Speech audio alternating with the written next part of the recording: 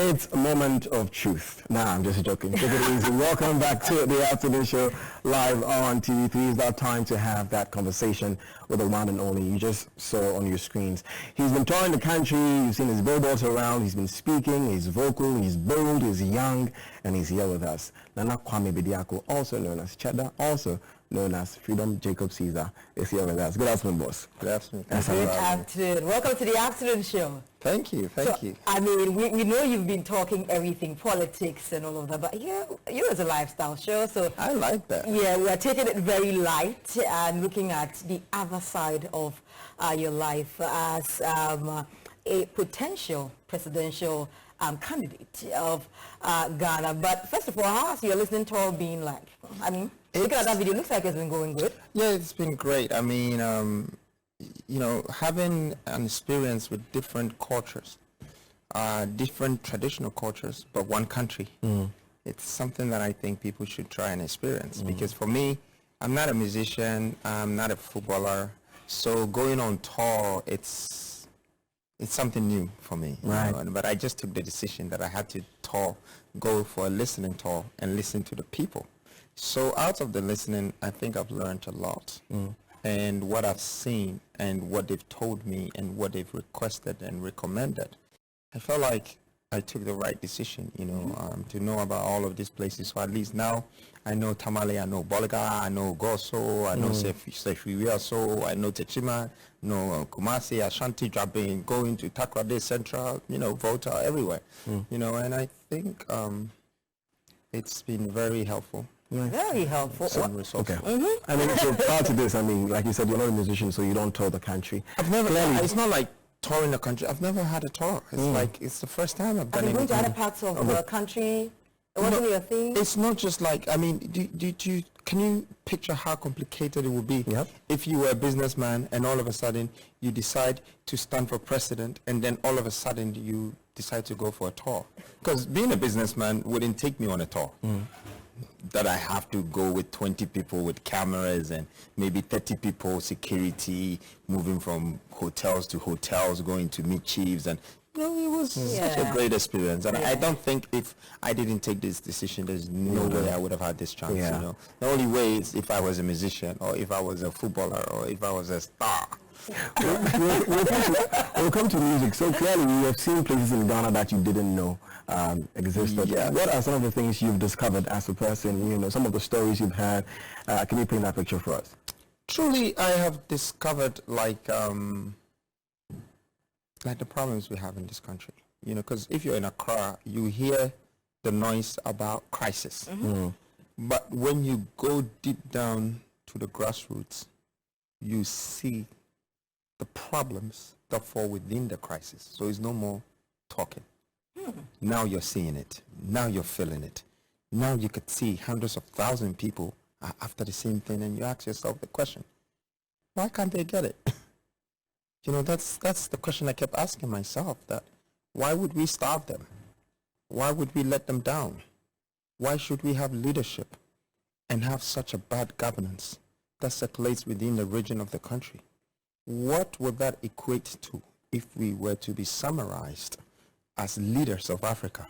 What position would we be in? How big is the poverty issue? How big is the jobless people? How big is assessment for disability world? You know, it's a lot. I think we, as a country, we have a lot to face, and it's one of the reasons why I had to take the decision I took, because I felt like I might be successful today, but that doesn't guarantee my child's future. You know, because we are not structured properly as a country. Our governance is not stipulated around the judiciary system and the legislation that will have to protect your citizen rights in future. And so I could have billions, but one government can just come and squander the billions, even if I left it with my children. You know, so it's best that we start working on that and having these rights for ourselves, creating jobs and creating value for our people, and making sure that they are on their feet so they can become a proud Ghanaian. It doesn't matter which part of Ghana that they are. But Ghana is only active in Accra. The 15 regions is what I'm here to help to activate it. But you can call yourself as being part of the youthful population and your message has also sort of resonated with a lot of young people out there. But if we are to get into the crux of the issue, you realize that a lot of young people most of the time do not necessarily understand the message. Do you think that your message of maybe creating jobs for the youth and making sure that their lives get better and all of that, it has resonated well with the young people, and there's a reason why we're seeing a lot of them follow you on your campaign tour or your listening tour? Well, partly I think that has worked. Partly it's going to take some time for them to understand it fully. You know, just take a country that has been either misgoverned, misled. Such audience would have a long-term perspective to understand something, okay? Because when it comes to development, they're running behind schedule. You know, they get worried. They don't know if it's going to work or if it's going to happen. So I think it's the first time people are hearing, you know, such messages like, can this be done? How would it be done? Yeah. And if so, how come it's not done by the others? But, you know, I'm taking my time to nurture, to educate, to explain, and to win the hearts of the youth, because really I came here to become the unifier for the youth and the women of this country between the government and us. You know, because I think that I haven't seen the interest in how leaders of this country and most African countries have really created and built a future platform for the citizens, especially the ones who are coming. So we don't grow up with leadership skills. We don't grow up with entrepreneurial skills. We don't grow up with a lot of things, but we grow up with the mindset to go to school and get a degree, and you're going to get a job. I think that's too basic in the modern world for a person. And hence, this could be the reason why every chance any child or youth gets today to run away from where they belong to, they run away. That's very true, honestly, because on social media you see a lot of them talk about getting opportunities to travel out of Ghana because they think there are better opportunities out there. But let's look at a regular day in the life of Cheddar. Before we do that, I'd like to ask this, Cheddar. Give the man some chance. Give the man some chance. Come on. I mean, Nana Kwame Bediako, I think you have my attention personally, and I think I speak for a lot of people when I say that you are an inspiration. In that we haven't seen a young man, very bold, standing up to, you know, our elders and saying that I'm going to compete for president. We're seeing what's happening in Senegal with, you know, Bassirou. One of the things you say on your tour and in many interviews that caught my attention was industrialization and changing the mentality of Ghanaians. Now, I know that we're in the fourth industrial revolution, and I am big on us competing with the world. You know, Africans competing with the world. As a young man, I want to be able I want to be able to compete with Junior Cheddar.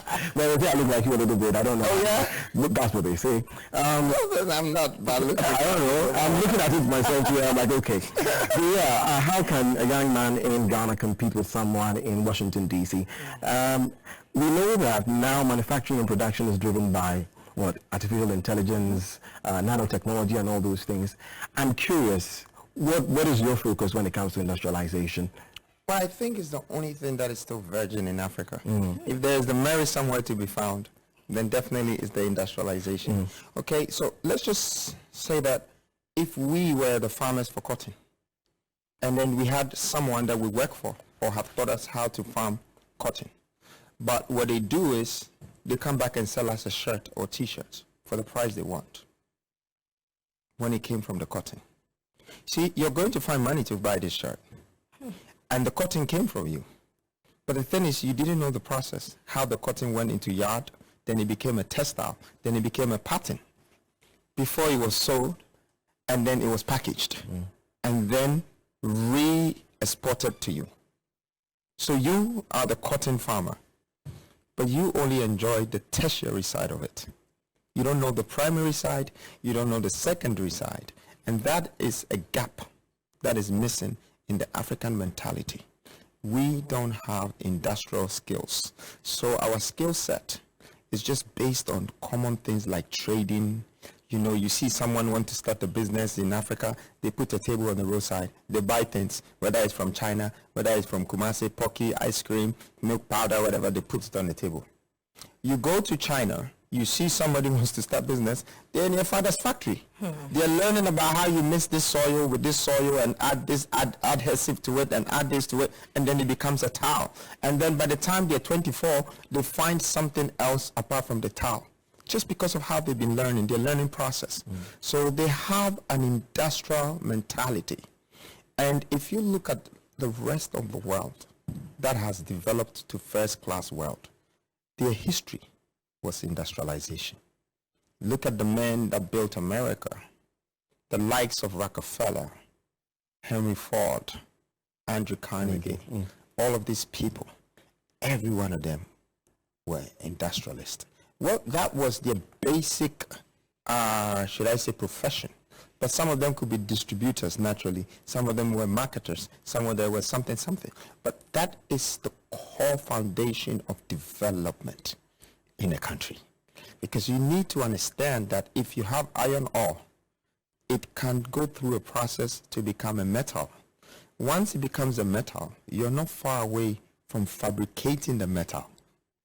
Once you fabricate the metal, then you attract the mechanic that will put the mechanism in the metal. So then you have a machine. A machine is the robot you're talking about. So is that where you're going? Well, that's where the world is going. Yeah, we're just not following. And that's what's disturbing for me. Like, well, that's why I'm taking everybody now, because I think that, the likes of Kwame Nkrumah, who started industrialization in the 60s, and that guy must have been a visionary to be thinking like that those days. But, one of my mentors is Mansa Musa, and I studied him in the 11th century, and he was still doing industrialization. Let me tell you how his industrialization was and how I learned from him. So one man had 12,000 slaves, 16,400 camels, and 60,000 followers. I mean real followers, not Instagram followers, human beings following him. Wow. And so when I did the breakdown, the 12,000 slaves were diggers. Today, that would be the power of excavating. Yes. Yeah. Okay? The 16,400 camels, that was the logistics, the transportation. Each of them carried between 34 to 64 kilos of gold. And then the 60,000 followers were his traders, his brokers, his marketers, everything. So he had his own world. And he was moving. He was a moving industrialization. That's when I learned about it. And then the people who have gone closer to that are a few people. Some of them were Rockefeller, Andrew Carnegie, Kwame Nkrumah, learned from, such people, learned from Lee Cohen, and you saw Sheikh Ahmed. He just learned from the Singaporean leader, and then copied it, and look at Dubai today. If Dubai didn't industrialize Dubai, how would have all that water come to the desert? How would have all those factories be built? And how would they have put 100 floors in a space of 3 years? Well, where was the steel coming from? Bending all of those things and arranging it and all of that. It's all from industrialization. And besides that, what did they do? They created millions of jobs. The Sri Lankans ran there, Indians ran there, Africans ran there. They were all getting jobs. And guess what? They used them to build their country.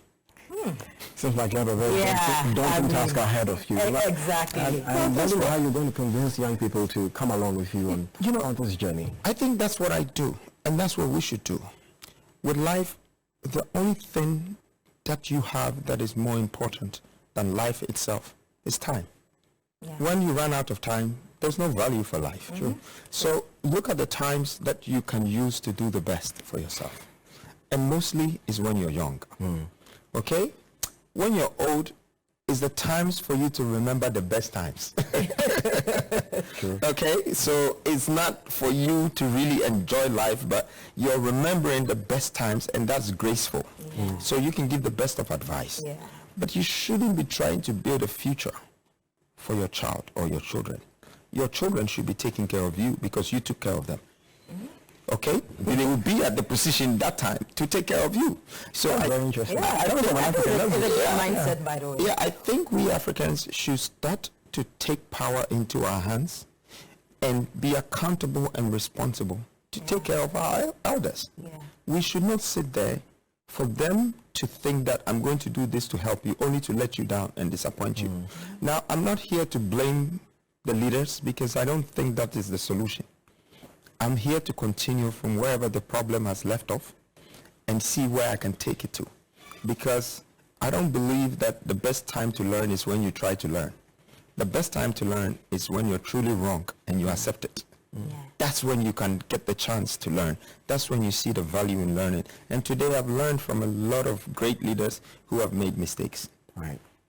All right, so can we get lighter? Yeah. I don't want to get lighter. Yeah. Let's get lighter. I know. Put some bounds on it now. Yeah. He's so interested in, you know. You know, when it comes to one woman and two men, you know, I'm sandwich. We have to just create a balance, right? Yeah, because you know, the women are going to feed you one way or the other. So let's allow me to feed you. Let me please. Let's go. But Cheddar, how's a typical day like for you? Are you a businessman? You're now a leader. Well, you say you don't want to call yourself a politician. You're a leader. I have always been a leader. This is not new to me. And my typical day is very simple. I just try to make the best out of time, like I said already. And so I have a basic routine and a template of living life. Okay. And the first thing is the command of speed. That's my first rule. The rule and the command of speed. So when I wake up at 6 o'clock. I spend 1 hour to praise and pray. Okay. It's part of me getting in touch with the universe, with the mightiness, and making me energetic again. I think maybe my kids and my family, my wife, they might think sometimes I'm crazy because they can hear me every morning. But you're speaking in tongues? Not tongues, but praying, you know. And the things that I want, I pray and ask the universe for it. I ask God for it. I ask the universe to be a force behind me. Do you ascribe to a denomination? No. You don't? So you wouldn't say you're a Christian per se, or Muslim, or I grew up, I still go to church. I'm a Christian, you know, but I just think that people have labeled themselves with tribes and religion. I'm not the type that, you know, I go to church, you know, I make sure that I do what I have to do. I pay my tithes is one thing that I don't fail with. You know, I do a lot of things for the church, and God does a lot of things for me in return. But, you know, for me, I think that personal prayers is something that should be part of my life, and I do that. After I go to the gym, I run for 30 minutes. You know, that's like 4 kilometers, 5 kilometers. That's impressive. Yeah, every day. On a treadmill? Yeah, on a treadmill or a cross trainer. Okay. Then after I put my clothes on, and maybe before I sleep, the night before, I scribble some things that I'll be doing the next day that are in the diary. And then once I get in the car, the business starts from there. And then I work from maybe 8:30 to 8:30. And then I come home. So the truth is, people don't really see me. They just hear of me, and they make all these stories. But what they never ask themselves is that, who is the craft? Who is the mastermind behind all these stories that is happening? Why are we talking about him? Because I let people pay me attention. I don't seek it.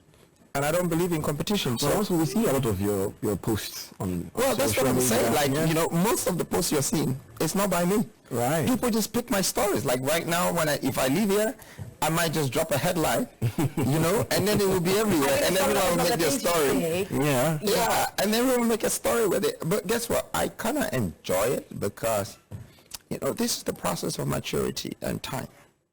You know, because I feel like when I'm 70, people are not going to have this time for me to talk about me. Yeah. They're probably going to be talking about the things I did in the past or whatever machines I've built today. You know, I'm sure people respect Microsoft more so than they respect Bill Gates because, you know, they're more indebted to Microsoft. They just know the name Bill Gates. But when you look at it in real life, Bill Gates is a branded name that can last maybe 1,000 times longer than Microsoft. When he's dead and gone, his legacy can go on like King Solomon. We don't remember the palace that King Solomon ruled from. We don't even remember the names of his concubines. But we remember he had quite a lot. Yeah, so that's like the basic my day life. But you know, when it comes to business, like I become like some sort of nerd with genius and a thinker. Like, you know, I'm a puzzleist. Okay. I can't do one thing in one go. I have to be doing like 20 things at the same time, and I have to be connecting them and then time them. that by 2020, this is what I want to be like, this is what I want to look like. 2024, this is the opportunity that I want to get out of a nation, out of a country, out of a world, out of Africa. So I think I overthink. Yeah. You overthink? So Yeah. you're an overthinker? I am a thinker thief. A thinker thief. Yeah, I was just hearing that word. I am a thinker thief. And it's been good because I realize in the 20s, making money now is no more hard working, but it's rather hard thinking. You know, so the benefits are coming. What's the most daring thing you've ever done? The most daring things? Would you say running for president? What the most daring thing you've done? No, actually challenging the wind when I was young. Okay. The wind? Yeah, and then there was the first time I had an experience with a whirlwind. You know, and that's when I really started respecting nature. Nature is powerful. There is more to nature, you know, like the tree, the plants, the sun, the moon, the day, the night. You know, there are things in there, you know, the soil. Yeah. I don't understand. Yeah, it was in Kumasi. I was young, and I thought I was going to die for a minute, you know, and it only happened like, 45 seconds kind of thing. But, it's like asking for something and seeing something. Like, did I see God? Okay. You know, that kind of thing, that kind of moment. How old were you then? Oh, I was young. I was maybe 9 years old. 9 years? Okay. Yeah. Pretty but young. I have a strong memory, and I don't forget things. I can forgive, but I don't like to forget. Wow. Yeah. That's interesting. Very interesting. But But we were on the streets to ask people that if they had the chance, what question would they ask you? I'm sure you'd be interested in finding out what they had to say. And so let's hit the street and find out what questions you have for Cheddar. I would ask him about our educational system, whether he has anything new to offer or change it totally, because that's our main problem. Our educational system hasn't shaped us too well. It hasn't prepared us for the industry. It has also hasn't prepared us too much for the academia. I'll definitely ask him, like, what's the real vision for the Ghana? I'm not seeing anything positive from him. I'll ask him about the available job opportunities and then maybe the way forward. I'll ask him that, what are the plans for the youth? If, should any case he becomes the president, what's the plans for the youth?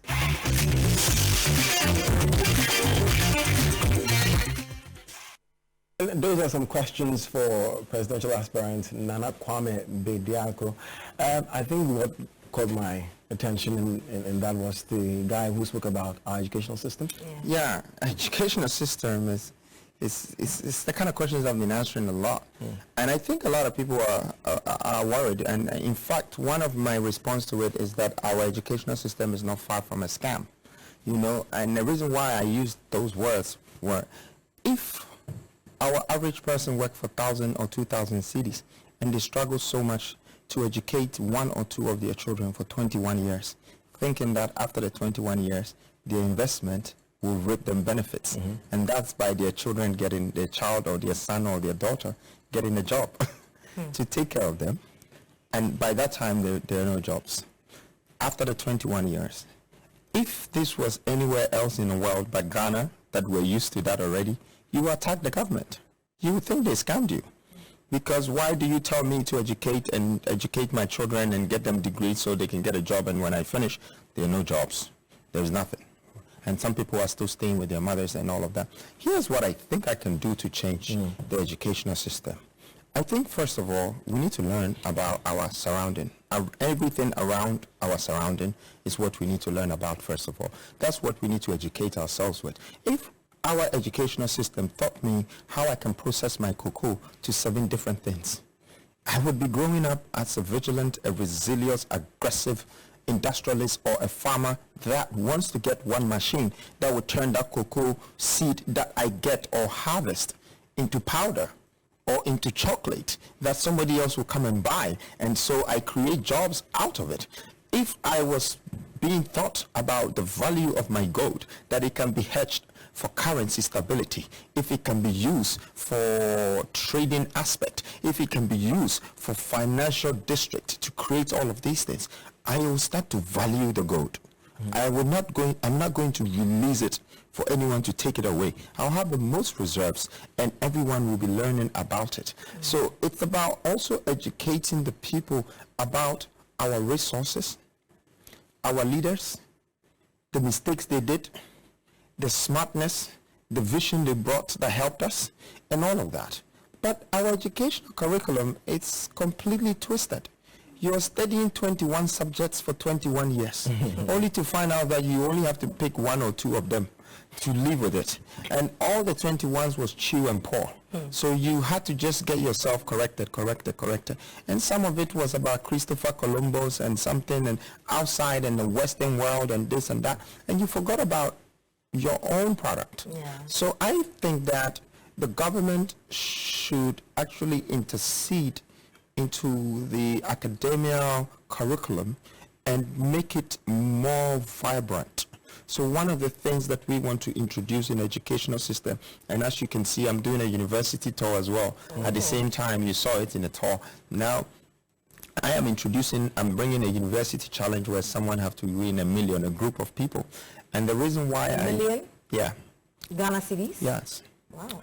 And so the reason why I did that was I wanted the people to propose like a presentation of a business, industrial business, government business, art gallery, all of this, and whoever is so professional with their presentation, that's the person that wins the 1 million.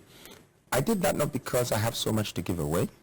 I did that because I wanted someone to win the million, and we have to help them to build a business out of it so they can start to learn about entrepreneurship and also to have the skills of leadership and then benefit from networking.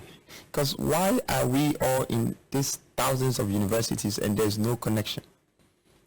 People are not coming together, raising capital and using the capital to start business before they come out of university. So they actually come out of university with a degree. And most people go back to their mother's homes because one, the job is not there anyway. No job is seeking for you when you're there. And then even if you have a degree, sometimes just going across Togo, they don't recognize your degree. You know, so we need to change the system completely. Not to say that stop everything and turn it around, but slowly we need to tweak it towards our minerals, towards our resources, towards our own mistakes that we're correcting. That can traditionally help us to build our economy around a culture that we belong to. Because after all, this is where we're from. And most of us, even if we go to America, we die, they'll bring us back here to come and bury us. So this is where you truly belong to. And if you are going to establish the template of your success, then it will be from the land you belong to. If you're going to educate yourself, then you should be able to learn from smart and intelligent people from your grounds. And I think these are some of the things that I want to bring into education. Entrepreneurship, empowerment, leadership, and capital institution. You know, we chase more capital market than capital institution. Once we're able to create an institution and let it grow with a capital, you know, it's very hard to dissolve it. Right. And it transcends. So it's going to be tailored education. Yeah. And I am a student of history, so I think one of the things that fascinates me has to do with the Suez Canal. And yes, and I read a lot of some of the canals that have been built all over the world. Panama, Netherlands has a lot of them. Of course, one of the things that has generated conversation around you has to do with the dredging of the sea to Kumasi. When you look at something like the Suez Canal, it separates Africa and Asia, and it became a short route for Europe and America, you know, to trade and move around for vessels to move. What is the end goal? Is Kumasi the end goal? No. I mean, look, and thank you very much for asking me this question, because I like to have such platforms to be able to explain so people can get, you know, the further explanation to understand it better. So first of all, Kumasi, I chose Kumasi because it's the only region, the Ashanti region, that has the best of sensitivity in terms of the issue water dredging and water transportation. There is a history with water when it comes to the Ashanti region. Okay? Our first king crossed the river. He was warned not to, and he did not come back. The head neither came back too. Right. Okay? And then we lost most of our Ashantis in the slave trade they used the same route to take them to Cape Coast and ship them off. So Ashanti, when they found out about the sea where their people left off, they wanted to claim it, but they couldn't, because at that time, I think the colonial masters had already demarcated Ghana. Ghana just means Guans, Hawazas, I think Akans, Nzima North, and Alates. So it was just based on the grouping that they put GHANA together. That it was just the Gold Coast, right? But the Gold Coast ended up in Cape Coast when the people had gone. So for me, I already knew that connecting the waters is hugely part of my industrial plans, industrialization, to create water transportation. So when I was building Petronia as an industrial hub, my next project that I've been working on is coastal transportation, something to stop the Westerners from just crossing our waters without borders. Right. So I knew that would create us a lot of income, because I realized that they were bringing more than they were taking now. Yeah. We were importing more, but there were no borders. The borders start from Barcelona, and when they get on the water, they just drop, import. But I want industrialization, and I will need, of course, logistics with it. But I chose a place to raise the topic. If I had said this same thing in Volta, it's not a surprise to them. There's Volta Lake. Yeah, if I say I'll bring seeds to that, there's big water here already. We're not doing anything with it. But Ashanti, once I used Kumasi, the topic became a headline. And it was even stronger than the football they were playing, all the games and everything. How come one man said one thing and people take it so serious? You know why? Because it's a fact that we have been running from, and we just realized that we haven't. The only person in 100 years that has gone close to water is Kwame Nkrumah. That's by creating one of the biggest man-made lakes. After that, they didn't do anything with it. Sure. He took it all the way to Bono border. At that time, that Bono border was part of Ashanti. So it was like a message that Kwame Nkrumah even sent to the Ashantis. That I brought the water here, but I won't extend it. Do you understand what I'm saying? So it's something that is already there. But I realized that the opportunity of dredging this water and connecting them, one, is going to bring us a new transportation system with speed. You see, most canals are built because it cuts the mileage. So if you're going on road, if it's 500 kilometers, canal will make it 220 kilometers, less than half. Okay, and then canal would bring 500 or 2,000 containers. When the road, you will need 2,000 cars to take 2,000 containers. Interesting. Okay. Okay, I see you want to ask more about No, just the last one on this. Yeah, that's the last one on this. I mean, imagine you had 2 terms. In fact, it is 2 terms if you want to be president. So this is realistic for ATS regime? No, it can even, 4 years, some waters can be connected. I mean, look at River Pra and look at River Ofinso. These 2 rivers are in Kumasi, and it actually connects to each other. Ofinso connects to Pra. Pra connects to Cape Coast.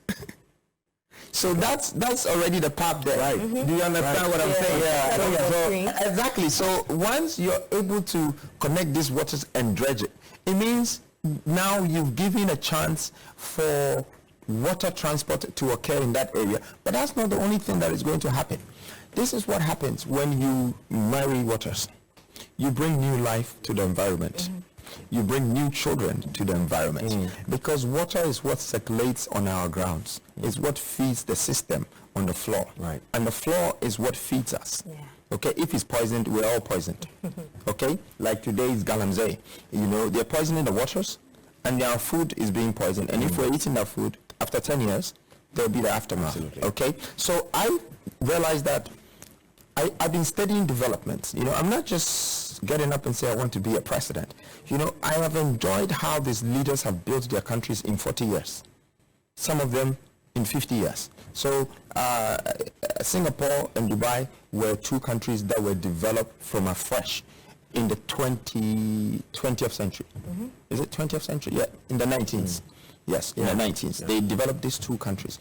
Now, when you look at how they did it, and you try to learn from them, you are going to see that most of these things they did was connecting the waters. So now if we want to develop Ghana, we can't develop Ghana with that road that our colonial masters left for us, Accra to Kumasi, and it's only 2 roads, and then on the side is villages, and you can't bring articulator, tanker, Uber, private car, buses on this same road. Yes, the minute that you cut the waters into place, what you're going to find out is that there is one land on this side and there is one land on this side. This is where development starts from. So when you're in England and they tell you you're driving through a tunnel, there's the water around it. When you drive after the Blackwall Tunnel and then you go 10 minutes down, you're going to see London Bridge. What is the bridge? It's water. Okay? That same water is a Thames, is linking the city. It sort of balances the weather, the climate, and then it feeds the ground, irrigation. Then it brings tourism. So you can only develop a country by the waterways. It's even in the Bible. All of these things, yes, it's waterways. The people are crossing water. They say God is coming to spawn the world with water. Water. I love the fact that you brought in tourism, meaning that it ties into this whole dredging and creating homes and everything you're talking about. And you know, tourism as well is one of the activities or the sectors that rakes in a lot of revenue. And the Ghana Tourism Authority this year mentioned that the December in GH activities brought in millions of tourists, and also we got some billions of Ghana cedis. And as Nana Kwame Bediako, who you're very big on tourism and all of that, what are your plans for this creative industry, this industry that brings in a lot of people into the country? I think first of all, we just need to industrialize the platforms that supports the creative industry. Let's take fashion for instance. If we're talking about cotton from the beginning of this conversation, it's only a machine that can turn the cotton into yard and bring it to textile. Before you cut your patterns and some designer will say, my name is Maulio Kujato and this is my clothes. Because you need to be able to produce at least thousands of patterns, produce them in a day. So when you're talking of supply, of shelves, before you go to Nigeria, England, everything, is because you have the power of production. The reason why we're buying Gucci and Versace is because of the power of production. If they didn't have the power of production, there would be nothing like Gucci. Okay, he can only produce 10 samples, 20, 50. They can't do more. So it's industrialization. It's the same thing with our music, right? If we don't have the authentic switch that is connected to a lot of distributional platforms, there is no way one music can reach the world. Now let me give you a good example. FIFA is considered to be a football association, but their actual skills and profession is not that. They're media gurus, and that is because they're broadcasters. They're global broadcasters. That's where the main money is coming from. Okay. It's the fact that they are able to show 11 players here, 11 players there, to almost 200 countries and control, and that's what makes them the mafia of the business. But they're not going to tell you that, oh, the football association is that. It's all a cover-up. You know, when you look at the most successful people in the world, they have one simple profession. Dangote is a distributor. He's the black richest man in the world. You see him and they will tell you he sells flour and cement, and his business is the distribution. So he knows all the paths. All the paths that the cars will get on to distribute to the people who are demanding the products. That's what his skills. Jeff Bezos is king of logistics. You know, he realized that everybody wait at home, I'll bring it to you. That's all. He gets paid. So his logistics. These are the things I think we should take very serious. You know, when it comes to industrialization, what do you think Jeff Bezos is building huge warehouses that has millions of items in there, and he has robots controlling it, but he makes sure that it doesn't matter. Within 24 hours, you have it. Before that, there was DHL. Within 6 days, you get it. Once he brings that, he's slowly closing the business of DHL. It's like the people that brought MP3, they were slowly closing CDs and cassettes. And then when someone brought iTunes, they took all of them out. So it's all about, when you are ready to industrialize yourself, you learn about the resources around you, and then you get a skill set from it. So that skill set, it's what you keep advancing with the world. As fast as the world is going, then you come with an advancement, and then you join the economy. That's what I'm bringing to the country. Right, but let's talk about music, because you used to be in that space, the creative space in terms of music and investing heavily as well. We know you're friends with most of these musicians, do you still intend making those investments? You are talking about distribution platforms, and in Ghana we don't have that much, and so our music, if you do not push, it means your music is not going anywhere. What do you think you can do, or do you think you're still going to maybe make some more investment in the music space? No, I think the music in Africa is doing very well. Not in Ghana. Our genre is by far maybe the number one now in the world. Okay, we've done very well. We've come a long way. When I was into music, I was into music mostly for sending a message. That's one thing I wanted to do. And if you look, the first music I brought out was called Africa Unite. I think you sang it yourself? No. I co-wrote it for Scientific. Africa Unite was the first artist to go on MTV. You used to manage him?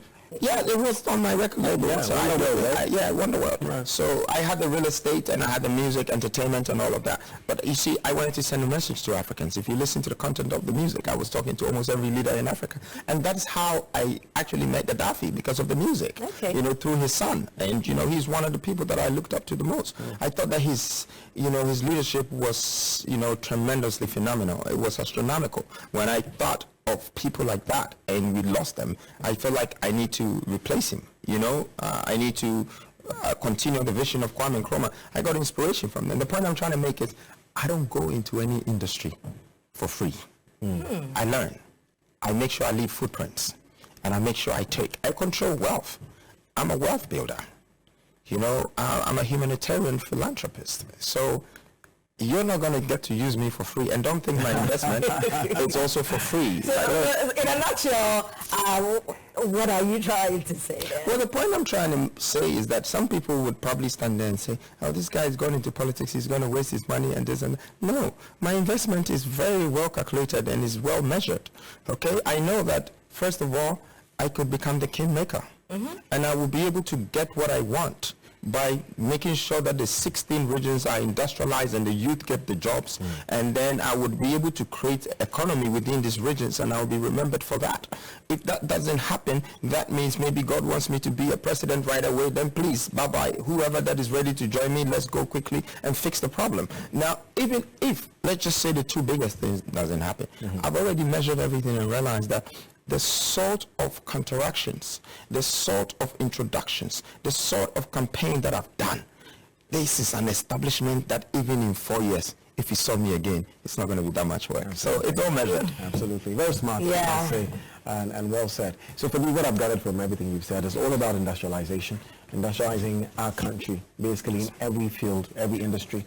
Through industrialization, sorry to interrupt, we have decided that we've created like a capital for startups. Right. So as long as it's a startup and it's industrialized, not anybody coming to tell me, give me money to go and bring shirts from China so I can sell to make profit. But as long as you're bringing something, I'm building a technology platform, I'm doing this, I'm doing that, farming, I'm doing this, I need processing, plant, this, that. We'll help you with the capital. I want to move that away for the youth, because this kind of money could be just 10 million, 20 million, $100 million, and it will help 1 million people to start growing in our system. If we're able to create 1 million millionaires, well, if Ghana doesn't want to, I want to. Okay, and I want you to do this math, right? It is one of my ultimate mottos that if I create 1 million millionaires, I will take 10% from the million people. You don't mind? Well, but I would do that, and guess what? 10% of 1 million by 1 million, it's 100 billion. Yeah. I'll be definitely richer than the country. So let's be aware, Ghana. Be careful. You might not want me today, but when I'm coming back, I won't come back as you wanting me. I'll probably come back to buy the country. That's a good one. That's a headline, by the way. That's a good one. Just quickly, picking on the lighter side of you again, what kind of music do you, since you manage someone like that? Yeah. And what is yours on your label as well? No, Afia has been my friend. Afia. She was on Wonderworld? No, she probably was hanging around with the boys. Right. Because that's where Payday everybody started from. They were just D-Black, everybody was there. Right. Whiskey. That was how many years ago? Oh, 2004. That's a long time. And I was telling them about today and yesterday. So these guys, I'm sure they have a lot of respect for me. Some of them have even grown gray, like, and they have to come back to me for looking young, medicine, whatever I have to sell to them. We need 10% too. Yeah. Anyways. But I think a lot of people were just hanging around at that time, in 2004. And at the same time, 2006, I started the iWallet mobile money, which someone obviously stole the idea, gave it to MTN around 2011. Today, they're the biggest bank in Africa. So, we Africans have some great ideas, great knowledge, but it's just that we don't have great supporters. What music are you listening to on a daily? I grew up listening to people like Tracy Chapman, Kenny Rogers. I like country music, but I've listened to hip hop. I've listened to all type of music, but I would rather listen to like maybe hip hop or hip life when I'm outside. Outside Ghana? No, when I'm outside in a nightclub or something, which today I don't go there, so I probably would find it hard to listen unless I'm listening to the radio. But I like cool stuff, the things that have great contents that can make me think, not just make me babble, because I don't have enough time to babble. I have more time to create, to execute, to achieve things, which are like big decisions and big visions. So, I like things that relaxes my mind. And half of the dozen times I barely listen to music because I didn't grow up having television or radio in my house. Putting me on the spot, Kendrick or J. Cole, since you listen to hip hop. Sorry? Kendrick or Lamar or J. Cole. I like both. I think they You were going to run away from this one. No. I like both. I think I respect J. Cole because I think he's the most modest character in hip hop. I've never seen him wearing a watch or a chain. He's so simple. J. Cole? Yeah, J. Cole. Right. He's in a different world, and his lyrical content is strong, but it's relatively to his audience. Now, Kendrick, on the other hand, is like a mixture of Tupac, Busta Rhymes, anything. Like, he can switch different kind of characters. So he's a chameleon. Like, I like him. But I think I respect both of them. I don't really like to choose a preference. I like to enjoy what is there. Like, But I want to ask you something about I know. Which artists do you have on your playlist? Oh, I like all of them. I like Shatta Wale, I like Stonebwoy, I like Sarkodie, I like Sharif, I like Jackie, Ghanaian artists are good. Yes. They're good payday guys. These guys are to be like, I listened to the song where they did Walai and Dome Preko. And I thought that, the versatility was quite gappy, but very nice and very pumping. So we like the fact that you're upbeat with music, and I mean, that's great. I like to know what is happening in the world. You know what's happening, everything that's happening. I like anything. I want to know what is happening with Trump. I want to know what is happening with America, with Asia, with Russia, with Nigeria, with Ghana. I like to know everything. Like student of life. Life. That's the right word. But let's also talk about your sense of fashion. You have a very unique sense of fashion. And Nana Kwame Bediako. If we are talking, I don't know how to describe it. I think it's impeccable. What inspires your sense of fashion? Well, I think when I was growing up, when I woke up, also, it's how I felt was based on how I looked. Okay. It wasn't because there was food on the table. It wasn't because I was poor or rich. It's how I felt from inside and outside, like I was myself. So that's the freedom I grew up with, just being me. So I don't really have a fashion sense. People are forced to make sense out of my fashion because I'm really in my world. What I want is what I wear. How I don't like to copy people. You might see people wearing suits and are walking with a hat with something but nice, but it's me. And I think if we were courageous enough to be ourselves, then the best thing to be is to be ourselves. So last one. Do you watch football? Not really. And then the reason why I don't watch football a lot, some of my friends ask me, because I have a lot of footballer friends. a lot, and heavyweight footballers, you know. I was just together with like some guys, Vinny and Memphis and all of these people, and Davido. I remember like I was surrounded by maybe 20 stars, and they were telling me some of them is like #1 in the world now. So which one? You know, so they showed me and all of that. But one time my friends asked me, why don't I watch football? And there were a lot of footballers sitting. And I had to explain to them that, listen guys, you take $500,000 every week. I don't know how to get $500,000 a week. I know how to make millions, but it doesn't take me days and weeks to make so. Now, if you want me to use 2 hours of my time a day to be watching you and following you, how am I even going to get to 100,000 a week before I pass you with that 500,000? So my time is calculated in such a way that I just don't want to put it for either drinking or watching and looking. Now I'm going to explain something to you guys in the difference of watching, looking, and viewing. When you're viewing, it means you're authoritative. You're viewing over what belongs to you. When you're looking, it means you're curious. You're looking at what is around you. When you're watching, you're security. You're just looking and watching. But when you start viewing what is around you, it makes you focus. Yeah. It makes you the visionary that you're supposed to become. And I like to leave people with this last thing that, you know, they should make sure they view and review everything around them, including their constitution, their governance, their family regulations, the legislation, all the things that is around us. Let's view it again. And most of it all, I would like to end with this since we're talking about football. The two things about Manchester, you like football, so you know Manchester. Manchester City, right? Manchester United was the football team I've always liked, okay? And I hope to buy it one day. Amen to that. So, amen. So, Manchester United and Liverpool Street, the reason why these two football teams came by was because of the canal. They dredged water, and they wouldn't allow them to bring ships into Manchester.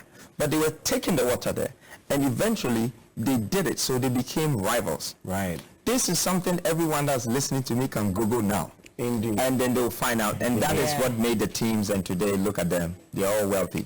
I mean, this time we're going to have to have a conversation with you. We need more time. So we're looking forward to having a day in the life of Nana Kwame Bediako. Oh, I'm doing that with Coach Sheldon. Right. And 2 people. No, in fact, it's 3 people. Coach Sheldon and Woody Meyer. Right. But I'm yet to talk to Nana Kwame about it because I wanted one woman to do that with. So the afternoon show.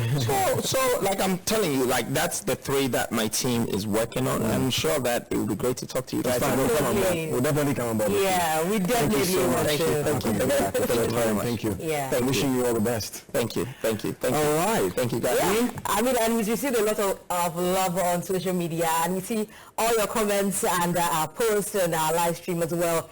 But we have a message for you before we go. Are you ready for some groundbreaking revelations and some candid conversations from your favorite PM Extra housemates? Then trust me, there's too much information from the various ships that we all need to know. And do you think Kubela is still afloat?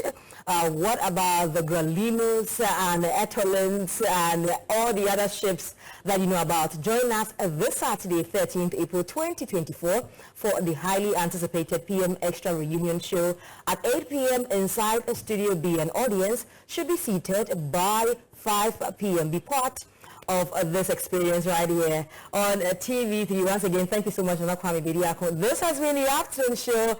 It's been a great one, and we'll see you tomorrow right here from 1 to 3 p.m. with our special Eid or Salah episode. Ramadan. Yeah, all looking all Eid and all of that. All right. And maybe last words to your voters, your followers. Your followers, yeah. Well, I just want to wish Ghana the best of great governance in the next couple of months. Best time in election, a peaceful one. We should avoid violence, and we should manage ourselves as a country and respect that there's a better future. I think that we should also support the youth in any ways, any forms. making sure that we're coming together to build a new industry that is suitable for the future that we want for this country. And thank you very much. I just want to thank them for supporting me. I can see that my audience is from the youth and the women of this country, and I stand for them. Thank you.